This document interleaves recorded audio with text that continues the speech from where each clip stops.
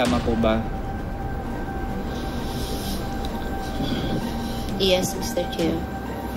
Okay, Mr. Chair, at least ngayon, buti po ay na-admit iyon ni Colonel Garma dahil nung nakaraang mga pagtanong po natin ay hindi pa agad din yon na napuput on record dito sa komite. Please po ngayon ay alam na po natin talaga once and for all. Mr. Chair, nung station commander si Colonel Garma, nung panahon ni former President Rodrigo Duterte as mayor, ibig sabihin po ba nun ay nagpapagang mga balita at pagtalakay sa mga isyu na lipunan. Bulsa! Opinyon, banat at paglalantad sa katotohanan. Bulsa! What you see is what you get. You decide. Given her role, isa po siya sa mga nag-implement ng war on drugs sa Davao. Tama po ba iyon, Mr. Chair?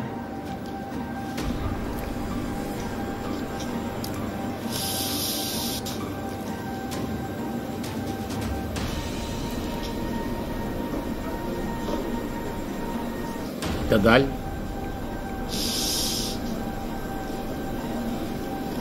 Tagal nang masagot? Nag-iisip-isip pa?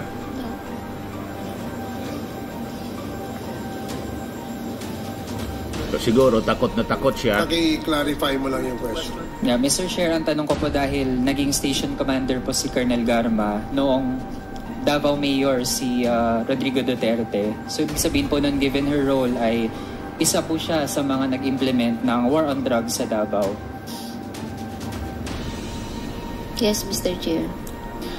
Mr. Chair, nag-implement po siya nun dahil kasama po siya dun sa mga na-mention kanina from NUPL, yung Davao Boys and Girls. Tama po ba, Mr. Chair? Mr. Chair, can I explain my answer, Mr. Chair, so that maintindihan po ni Congressman? Sige. Yes, Mr. Chair. Pakilapit lang po yung microphone Yes, sa inyo. this is how it works actually.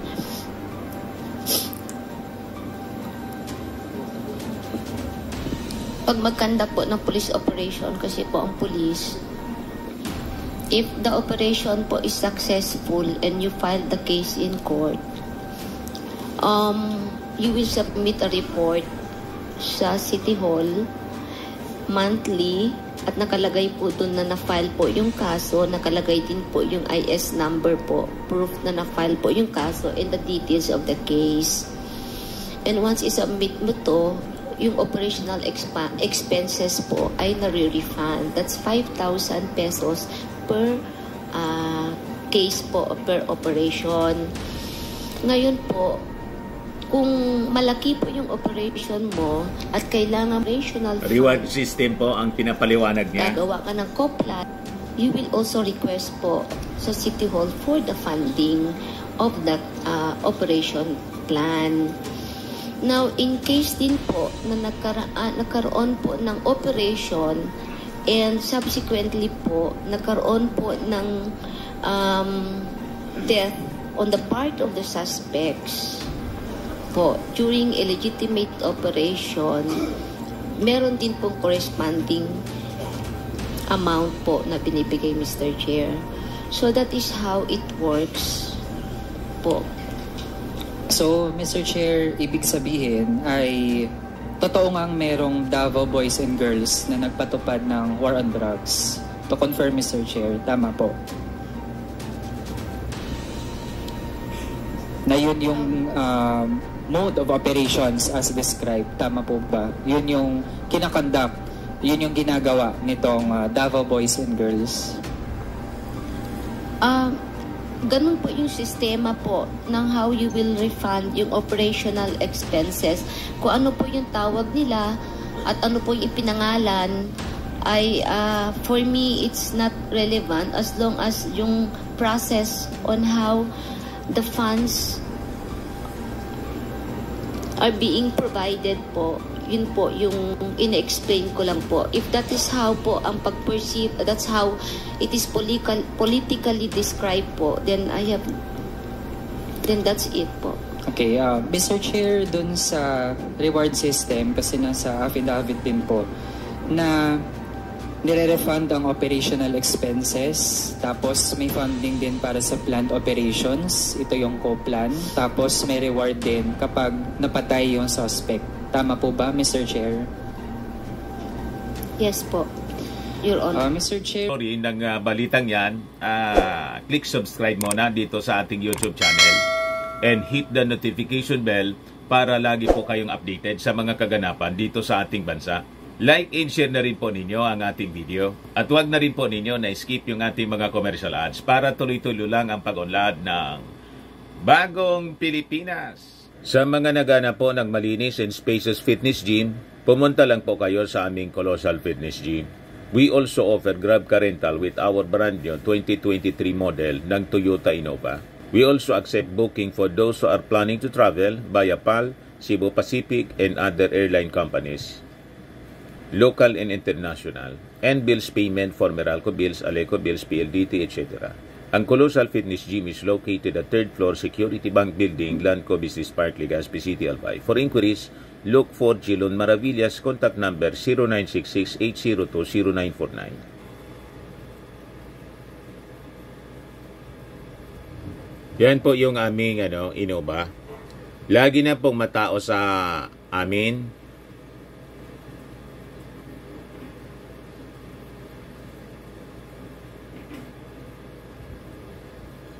Yan po mga bagong clients namin. Napakaganda at colorful at napakalinis ng aming gym po. Pati mga foreigners po pumupunta sa amin, mga British tourist po sila dito sa Legazpi. Na-set up na rin po yung aming mga brand new gym equipment.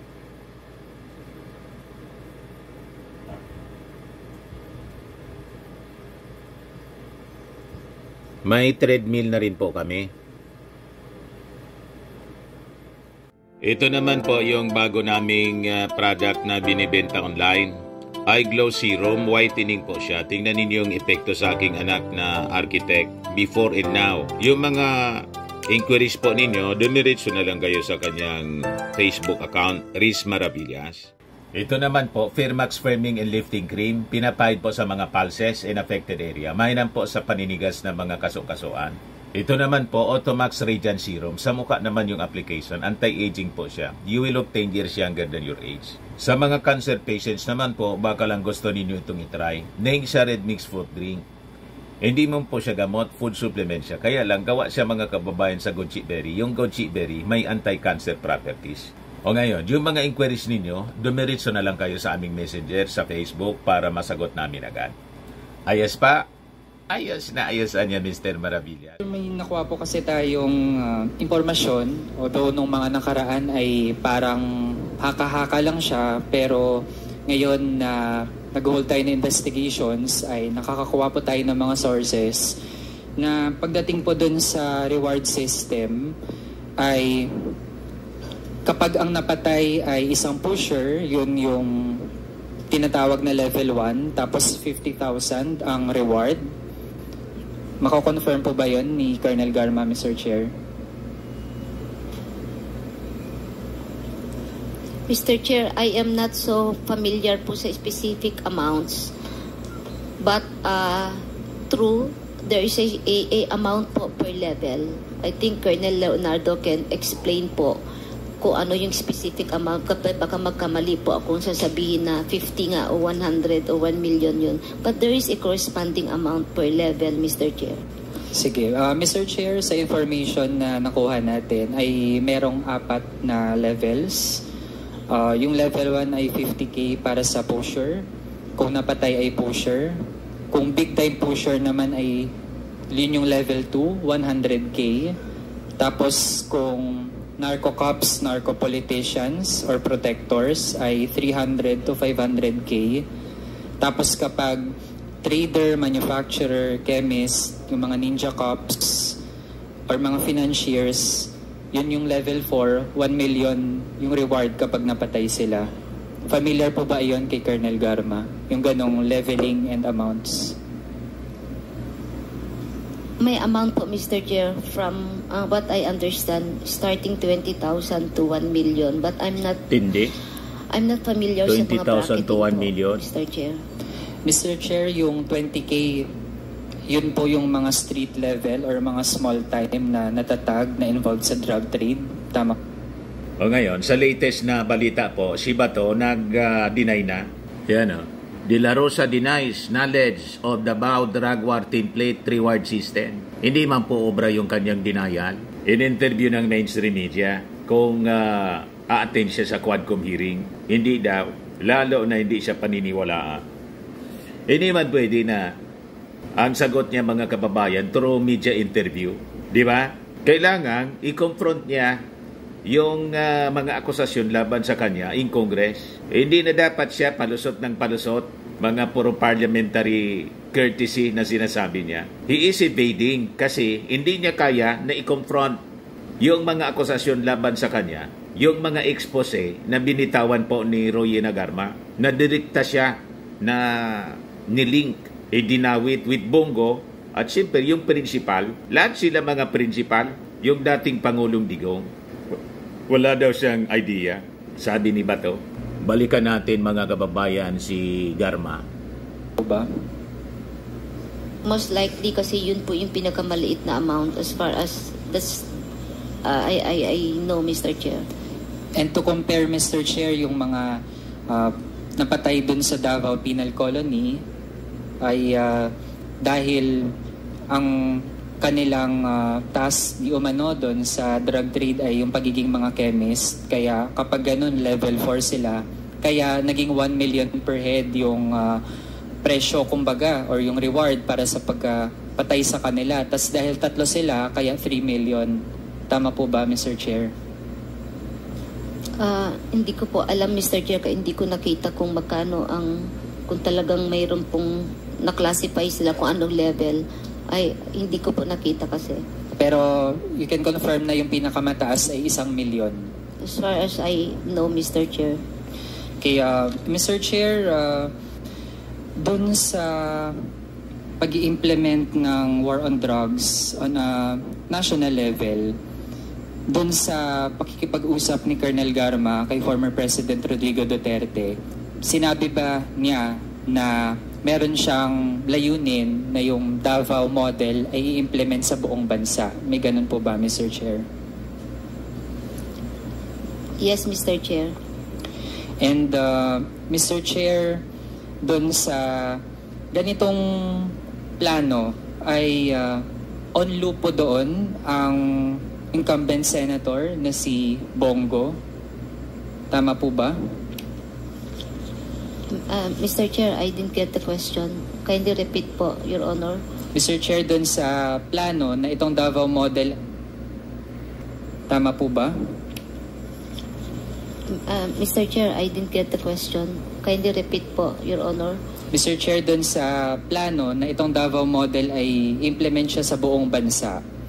Based sa naging affidavit, gusto nating ma-confirm na mayroong papel din dito si Senator Bongo. Tama po ba?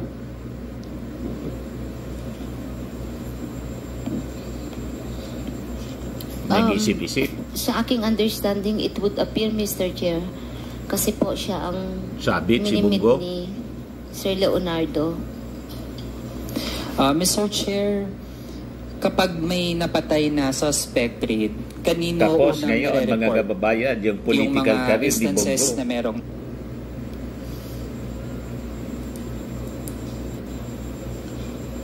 Sa ground kasi may gagawa ka ng report, Mr. Chair, spot report. And then, meron pong phone number na na-disseminate sa lahat po ng RD, PD, Chief of Police, kung saan po tinetext po yung result ng police operation. And these phone numbers are handled, hinahawakan po nung mga tao po ni Sir Leonardo. Mr. Chair, since naging bahagi po si Colonel Garma ng War on Drugs sa Davao, familiar po ba siya or alam po ba niya kung meron ding kompetisyon sa iba't ibang mga police stations sa number ng mga napatay? Lalo na kung meron palang reward na napatay yung isang tao as compared to inaresto lang. So meron bang ganong tipo ng kompetisyon among police stations? Wala po, Mr. Chair, during our time. Mr. Chair, pagdating naman sa kung paano na-incentivize yung mga iba't ibang police stations or police officers, ano po yung mga pamantayan dati para masabi na ang isang police station ay effective sa pag-conduct niya ng war on drugs?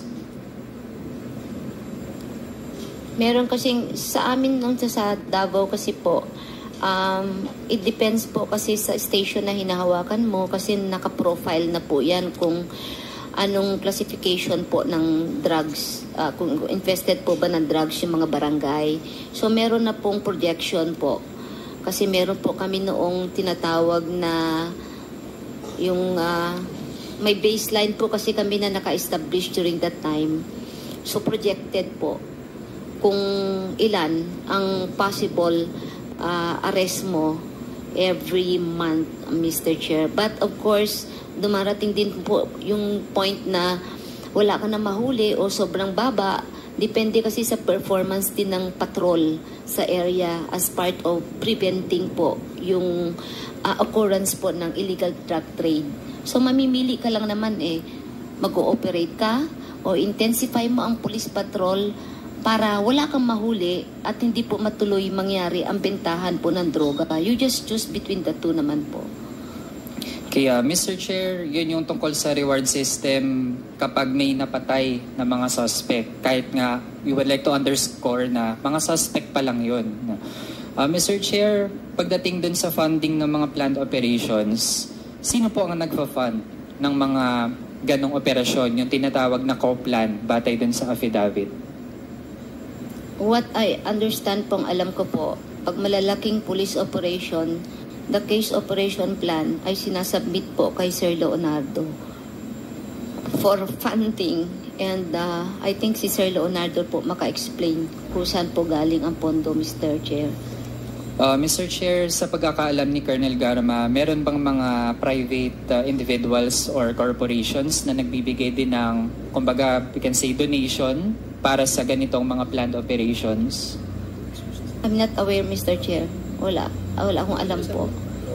Mr. Chair, pare-pareho ba yung amount na binibigay para dun sa kada operation na kinakonduct? Hindi ko rin po alam, Mr. Chair, kaya hindi ako ang nag-evaluate ng mga co-plan. Basta ang alam ko lang, sinasubmit po sa kanya and siya po ang magpapacilitate for the funding, Mr. Chair. Okay, and Mr. Chair, dun sa pangatlong tipo ng itong paggamit ng pera for these plans, yung refund for operational expenses, ano-ano pong mga tipo ng expenses ito? Kasi kung nire-refund siya, ibig sabihin, meron munang nag-aabono. Ganun po ba ang sistema sa pag-conduct ng mga operations? Nag-aabono muna yung mga involved na mga police, tapos saka sila manghihingi ng refund? I will explain further, Mr. Chair. Yung real McCoy kasi sa ground, Mr. Chair. The real talk po tayo sa ground. Talaga namang wala pong pondo talaga. Mag-aabono ka talaga. Pati by bus money, mag-aabono ang chief of police dyan para mamarkahin yan. Kung minsan nasusunog na itatakbo, wala na. Tapos wala kang mahuli, hindi mo talaga marerefund yung pera mo. So talagang abonado ang chief of police at saka mga operatiba. That is why in Davao, once successful po ang police operation na file mo ang kaso, may IS number po, proof that you filed the case, i-refund po ng 5,000 pesos yung mga expenses like photocopy, by bus money, payment for the agent, pagkain po ng suspect pag dinala mo po sa court, kasi maghihintay ka rin, tatagal ka rin sa korte. So those are the expenses which is very decent enough naman, just enough para lang maibalik at ma-refund po yung mga personal expenses na nagastos po ng chief of police o ng mga operatiba during police operation, Mr. Chair.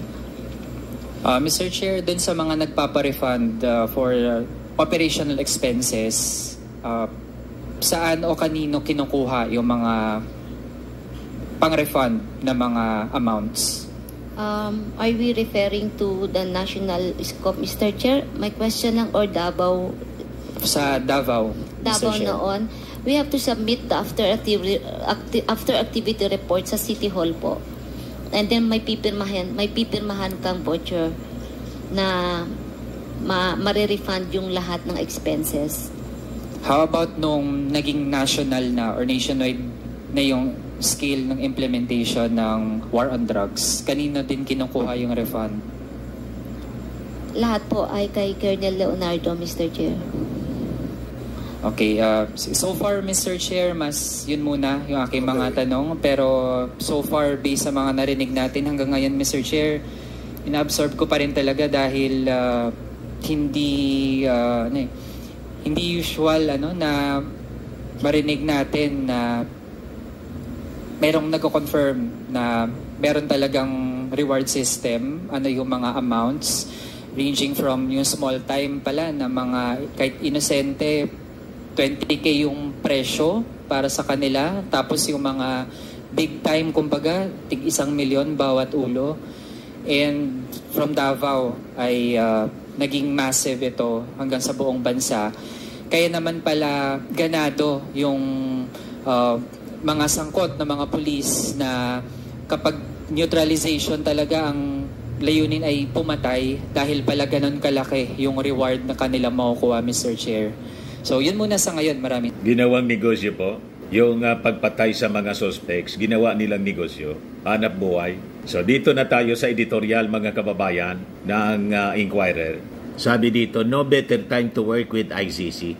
Sabi dito po, it is thus imperative for the government to act quickly and decisively to pursue and prosecute those involved in the interlocking ills of drug-related killings, illegal pogos, and criminality. The testimony of witnesses credible for their first-hand accounts and involvement in the drug war is material to this result.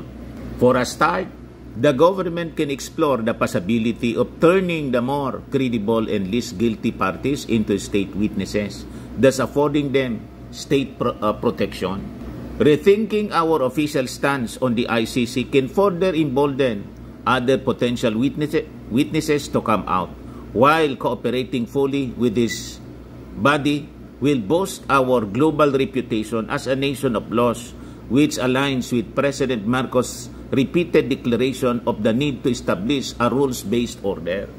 Yun din po yung sinasabi natin. Kasi laging sinasabi ng ating Pangulo na kailangan we strictly observe a rules-based order, lalo dito po sa issue ng West Philippine Sea. Yun ang laging sinasabi ng ating Pangulo sa China. Ngayon, kung laging yun ang sinasabi ng ating Pangulo, inconsistent yung kanyang stand. Kung pagdating dito sa issue ng war on drugs, hindi siya sang-ayon na pumasok yung International Criminal Court. Tama po yung ating yung analysis natin. So with that, I think sa tingin ko po, with all the revelations, daming revelations sa Quadcom hearing, hindi na ako magtataka or mabibigla pa kung biglang magbago ang stand ng ating Pangulo sa issue ng ICC. Tama po yung ating mga analysis. Yung ating analysis, consistent din po, kaparihas ng nakikita din ng Philippine Daily Inquirer sa editorial po nila ngayon, kahapon. Pag nangyari yan, mga kababayan, matutuwa yung ating mga mamamayang Filipino. Ang hindi lang matutuwa, yung mga DDS, siyempre yung mga Duterte. Hindi man importante kasi inaway-away na po nila yung ating Pangulong Bongbong Marcos. So ano pa man, pati nga yung pagiging magkaibigan, dininay na. May statement yung ating Pangulong Bongbong Marcos. Yan po. I am a little dismayed to hear that she does not think that we are friends. I always thought that we were, but maybe I was deceived. Nabodol po yung ating Pangulong Bongbong Marcos. All along, mga kababayan, ang paniwala niya, kaibigan niya si Inday. Yun pala, hindi man siya kinoconsider na kaibigan.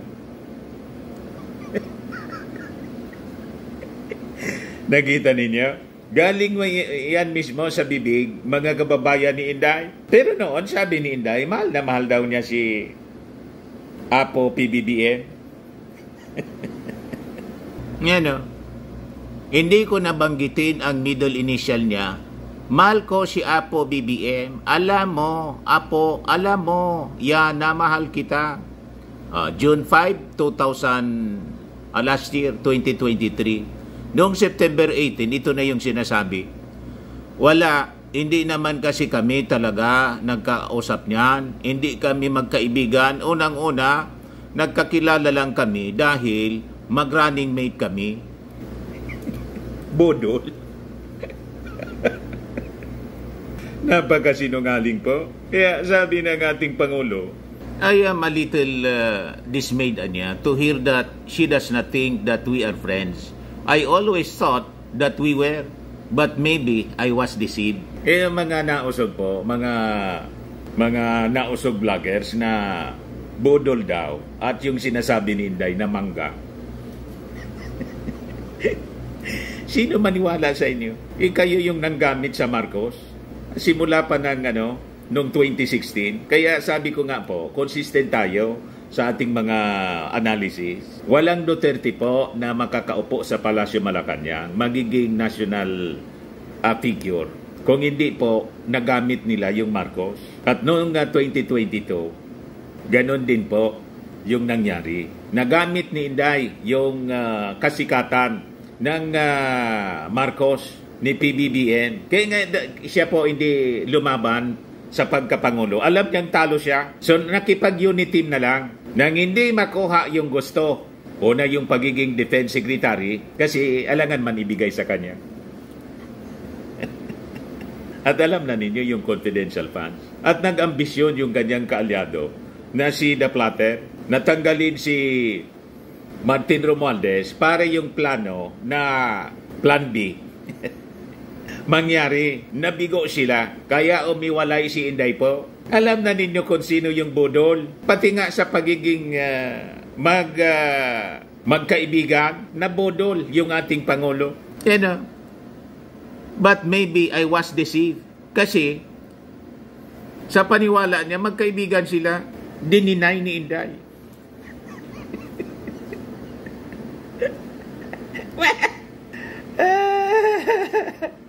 Ang dali na mag-deny ni Inday.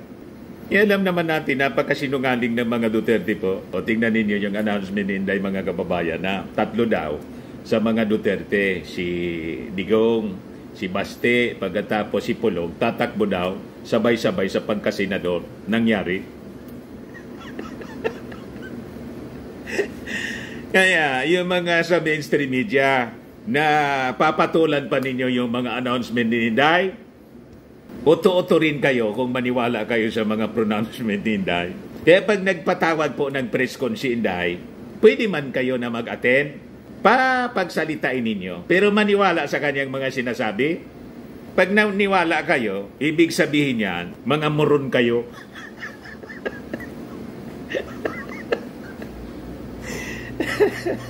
O, di ba?